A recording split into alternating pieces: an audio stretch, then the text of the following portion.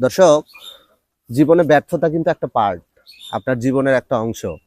আমরাও কিন্তু এই যে হাঁস খামার করছি দীর্ঘদিন, এই হাঁস খামারে যে সবসময়ই আপনার সফল হয়েছি আমরা, এমন না।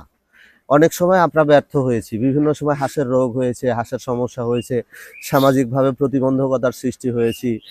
তারপরে হাঁসের খাদ্য ঠিক মতো দিতে পারিনি, হাঁস দুর্বল হয়ে পড়েছে, হাঁসের ভ্যাকসিন দিতে পারিনি, বা হচ্ছে যে সামাজিকভাবে আরও বিভিন্ন হেয় প্রতিপন্ন হয়েছে, মানুষ ক্রিটিসাইজ করেছে।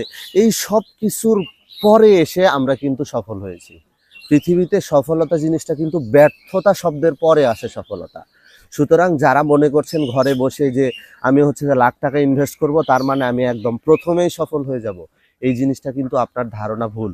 যদি আপনি প্রথমেই সফল হয়ে যান তাহলে কিন্তু আপনি সম্পূর্ণ শিখতে পারবেন না। সুতরাং শেখার জন্য হলেও আপনাকে ব্যর্থতাটাকে মেনে নিতে হবে।